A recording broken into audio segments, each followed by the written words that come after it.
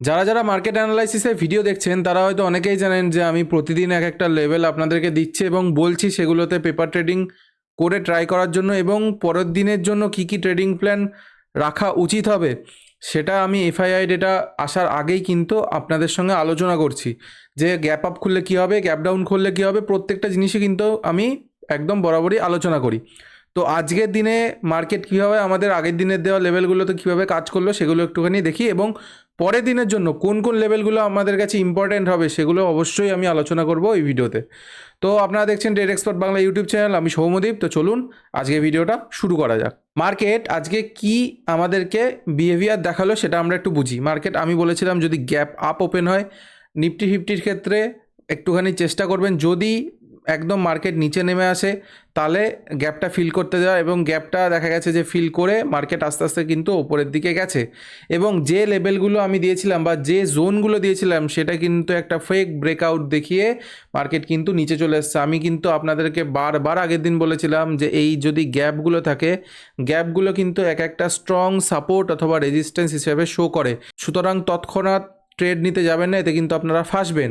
আমি কিন্তু আগেই বলেছিলাম যতক্ষণ না কনফার্মেশন পাবেন, যতক্ষণ না এই জোনগুলোর বাইরে বেরোবে ততক্ষণ কিন্তু ট্রেড নেবেন না।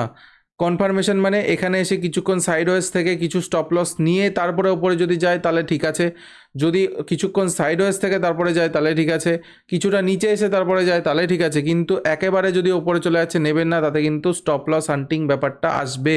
এবং দেখা গেছে যে সেই জিনিসটাই কিন্তু মার্কেটে হয়েছে। এবং স্টপ লস হান্টিং শুধু না, মার্কেটে ধরে নিন এইখানে যারা এন্ট্রি করেছে, এখানে যারা এন্ট্রি করেছে, এখানে যারা এন্ট্রি করেছে, এমনকি ধরে নিন এই স্টপ লসটাও কিন্তু মার্কেট খেয়ে নিয়েছে, কারণ যারা বাইং সাইডে এন্ট্রি করেছে তাদের কিন্তু স্টপ লস এই এত সুন্দর একটা মোমেন্টামে কিন্তু তাদের স্টপ লস চলে গেছে।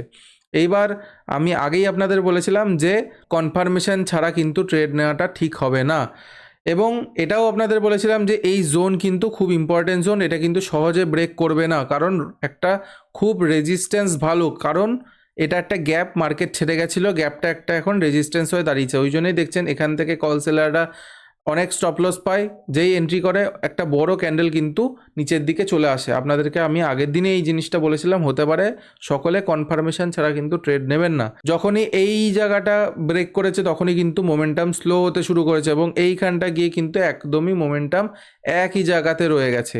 মার্কেট কিন্তু এখান থেকে একটা হিউজ মোমেন্টাম দিয়ে কিন্তু বেরিয়ে যেতে পারেনি।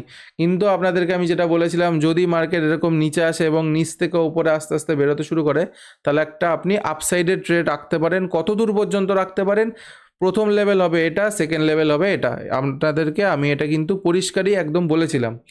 আমি যদি ব্যাঙ্ক নিফটিতে এবার চলে যাই, ব্যাঙ্ক নিফটিতে গেলে দেখা যাবে যে লেভেলগুলো কীভাবে কাজ করেছে। ব্যাঙ্ক নিফটিতে দেখুন এই যে 49,218 যে লেভেলটা আমি দিয়েছিলাম সেই লেভেল থেকে কিন্তু একটা ভালো সেলিং মোমেন্টাম এসছে এবং এটা কিন্তু নিচের দিকে আসেনি, ঠিক আছে?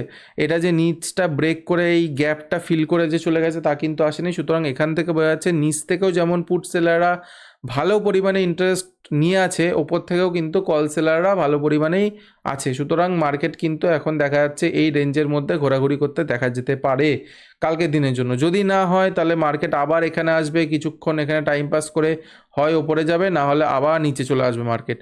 এখানে একটা স্ট্রং সাপোর্ট আর ওপরে একটা রেজিস্ট্যান্স কিন্তু এখন আপাতত ব্যাঙ্ক নিফটিতে দেখা যাচ্ছে। পরের দিনের জন্য কোন কোন লেভেলগুলো ইম্পর্টেন্ট থাকবে আমি আলোচনা করব।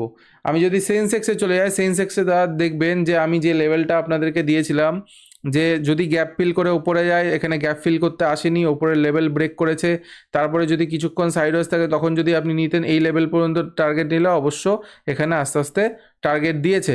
কিন্তু আমি আপনাদেরকে প্রথমেই বলেছিলাম গ্যাপ কিন্তু খুব একটা এমনই একটা জোন যেটা যথেষ্ট পরিমাণে স্ট্রং সাপোর্ট অথবা রেজিস্ট্যান্স হিসেবে কাজ করে। সেইখান থেকে কিন্তু দেখুন মার্কেট ঘুরে কিন্তু নিচের দিকে চলে এসছে এবং এই জোনে এসে ক্লোজ করে দিয়েছে। সুতরাং আমাদের এখনও পর্যন্ত আমরা যেটা মার্কেটকে দেখে বুঝতে পারছি, মার্কেটে কিন্তু কল সেলাররাও যেমন চেষ্টা করছে, পুট সেলাররাও কিন্তু কন্টিনিউয়াসলি চেষ্টা করে যাচ্ছে। কল সেলার পুট সেলার বলতে আমি এটাই যে কল সেল যখন করব যখন মার্কেট নিচে যাবে, পুট সেলার বলতে যখন মার্কেট ওপরে যাবে। আমি কিন্তু জাস্ট একটা বায়ার সেলারদের পার্সপেক্টিভ থেকে আমি বলবো জিনিসটা, যে ওপর থেকে যেমন সেলাররা অ্যাক্টিভেট হয়ে আছে, নিপস থেকেও কিন্তু বায়াররাও চেষ্টা করে যাচ্ছে, এমন না যে চেষ্টা করে যাচ্ছে না। এফআইআই ডিআইআইটা যদি আমি আগের দিন দেখি তাহলে কিন্তু এখনও ডিআইআই কন্টিনিউয়াসলি বাইং কিন্তু করে যাচ্ছে। এফআইআই যত সেল করছে ডিআইআই কিন্তু কন্টিনিউয়াসলি বাইং ভালো পরিমাণে করে যাচ্ছে এবং এফআইআইকে টক্কর দেওয়ার মতো বাইং করে যাচ্ছে। তো আপনাদেরকে এটা বুঝতে হবে যে লেভেলগুলো আমি দিয়েছি সেই লেভেলগুলো যেরকম করে কাজ করেছে, পরের দিনের জন্য কোন কোন লেভেলগুলো কীভাবে কাজ করবে সেটাও আলোচনা করবো। এবার নিফটি ফিফটিতে যদি চলে আসি, এই লেভেলগুলো ইম্পর্টেন্ট থাকছে। তার আগে যদি আমি একটুখানি ডেলি বা উইকলি যদি অ্যানালাইসিসে যাই, আমি ডেলি উইকলি অ্যানালাইসিসে গেলে দেখা যাবে যে একটা কালকে রেড ক্যান্ডেল তৈরি হচ্ছিল, সেই রেড ক্যান্ডেলটা কিন্তু আবার এখন গ্রিন ক্যান্ডেলের নিচ থেকে একটু প্রেশার এসছে। ডেলি ক্যান্ডেল দেখা যাবে যে ওপর থেকে কিন্তু একটা ভালো রিজেকশন আসে। এখনও কিন্তু আমি বললাম যেটা, সেলাররা যেমনভাবে অ্যাক্টিভেট হয়ে আছে বায়াররাও কন্টিনিউয়াসলি চেষ্টা করছে। এবার কে জিতবে কে হারবে সেটা হচ্ছে পুরোপুরি মার্কেটের ওপর ডিপেন্ড করছে। আমরা কি করতে পারি, এই যে বড় বড় রেঞ্জগুলো হচ্ছে এর মাঝখান থেকে আমরা ছোট ছোট প্রফিট বুক করব, যাতে আমরা এই সমস্ত ট্র্যাপে না ফাঁসি। বোঝা গেল? নিফটি ব্যাংকের ক্ষেত্রে যদি দেখা যায়, এই নিফটি ব্যাংক কিন্তু যথেষ্ট পরিমাণে একটা ভালো বলতে গেলে ক্লোজ দিয়েছে, বা বলতে গেলে খুবই সুন্দর একটা দেখুন ডব্লিউ প্যাটার্ন দেখা যাচ্ছে। এখন যতক্ষণ না এই সমস্ত লেভেল ব্রেক করবে ততক্ষণ ডব্লিউ প্যাটার্নে কেউ ট্রেডে, পজিশনাল ট্রেডে ঢুকবেন না, আপনারা কিন্তু ট্র্যাপ হতে পারেন। এখন কি করবেন, দেখুন এই যে স্পাইকগুলো লাগাচ্ছে বা এই যে গ্যাপগুলো ছেড়ে গেছে, এই গ্যাপগুলো কিন্তু এখন এক একটা রেজিস্ট্যান্স বা সাপোর্ট হিসাবে কিন্তু কাজ করবে।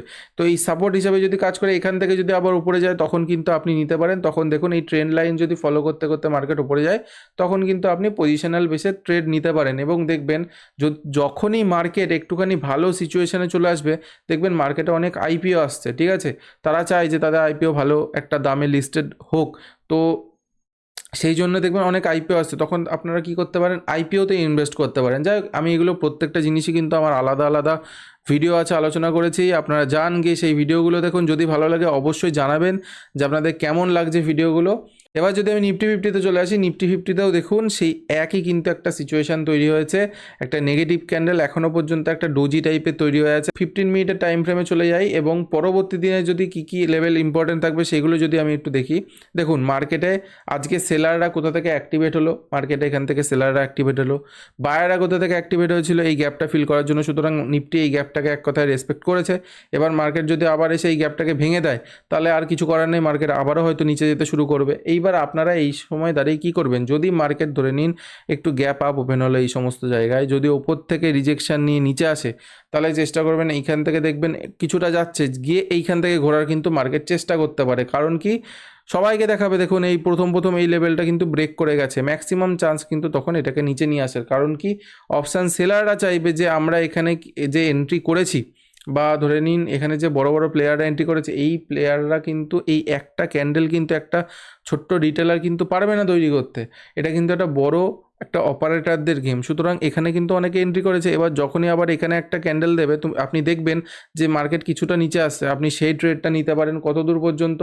যদি ট্রেড নিতে চান, এই আপনি প্রথম লেভেল এটা রাখতে পারেন, সেকেন্ড লেভেল এটা রাখতে পারেন, এবং ওপরের দিকে গেলে এই লেভেলগুলো ইম্পর্টেন্ট থাকবে পরপর, এবং নিচের দিকে গেলে এই লেভেলগুলো, এই যে লেভেলগুলো আমি সবকটা মার্ক করে দিয়েছি, এই লেভেলগুলো প্রত্যেকটা কিন্তু ইম্পর্টেন্ট থাকবে।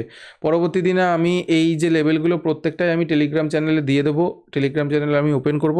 আপনারা পরবর্তী যে ভিডিওগুলোতে অবশ্যই টেলিগ্রাম চ্যানেলও পেয়ে যাবেন, সেখানে গিয়ে আপনারা দেখতেও পারেন। আমি এই লেভেলগুলো প্রত্যেকটাই আপনাদের মধ্যে আমি একদমই ডিসকাস করে দেবো। তা ব্যাঙ্ক নিফটিতে যদি যাই, ব্যাঙ্ক নিফটির আমাদের মধ্যে যে লেভেলগুলো ইম্পর্টেন্ট থাকছে, ব্যাঙ্ক নিফটির ক্ষেত্রে এই লেভেলগুলো কিন্তু আমাদের ইম্পর্টেন্ট থাকছে। কি, এই যে আজকে যেখান থেকে সেলিং প্রেশার এসেছিলো সেটা, আর হচ্ছে এই 50% জোনটা কিন্তু ইম্পর্টেন্ট।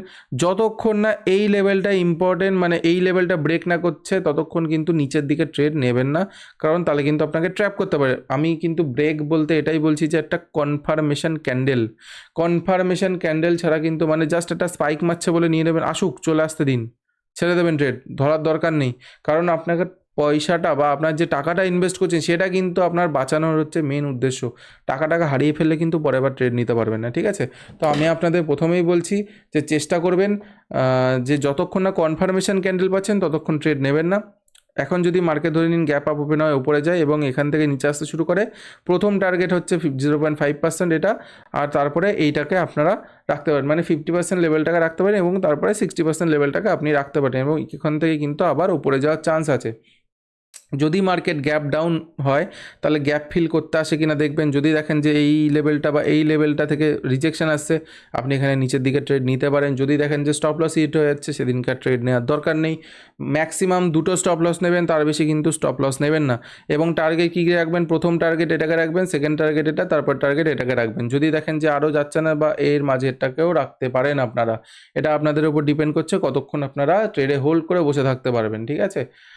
আর সেন্সেক্সে যদি চলে যায়, সেন্সেক্সের ক্ষেত্রেও সেম, যে লেভেলগুলো ইম্পর্টেন্ট থাকছে, যতক্ষণ না এই লেভেলে একটা ভালো পরিমাণে একটা ব্রেক করছে এই লেভেলগুলো, ততক্ষণ কিন্তু নিচের দিকে এন্ট্রি নেওয়া যাবে না। এবং যদি নিচের দিকে এন্ট্রি নেন, কনফার্মেশন ছাড়া, একটা ক্যান্ডেল ছাড়া কিন্তু এন্ট্রি নেওয়া যাবে না।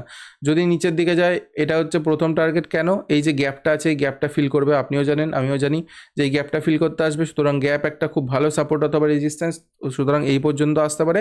তারপরের টার্গেট এটা। যদি মার্কেট ধরে নিন গ্যাপ ডাউন হয় এবং গ্যাপটা ফিল করে আবার নিচে আসতে শুরু করে, তাহলে আবার নিচের টার্গেট। যদি মার্কেট ওপরে যেতে শুরু করে, দেখবেন যে এই সমস্ত এই দুটো লেভেল থেকে রিজেকশন আসছে, যদি আসে তাহলে নিচের দিকে ট্রেড নিতে পারেন।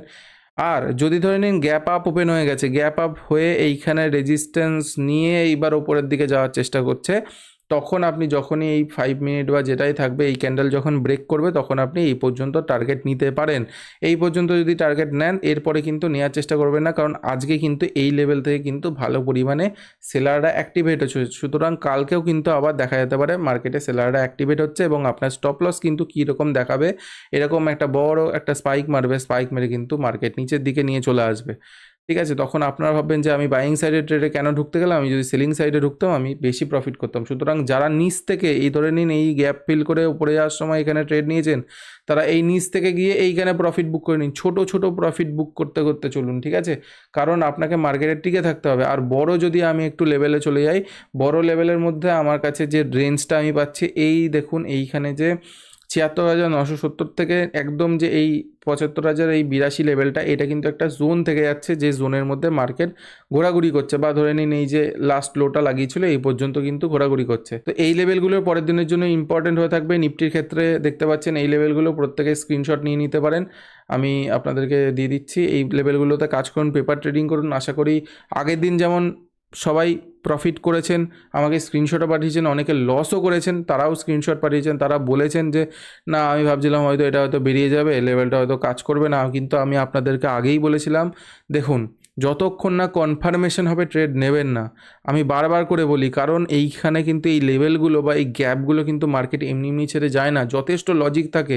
আপনার একার টাকা দিয়ে কিন্তু মার্কেট এদিক ওদিক করবে না, অনেকের টাকা মিলে হয় করবে, না হলে একটা বড় ইনস্টিটিউশন, একটা এফআইআই ডিআই, তারাই কিন্তু পারবে এগুলোকে একদম মার্কেটকে মুভ করাতে, ঠিক আছে। এটা আপনাকে বুঝতে হবে। অবশ্যই এইগুলো আস্তে আস্তে না ধাক্কা খেতে খেতে আপনারা শিখতে পারবেন না।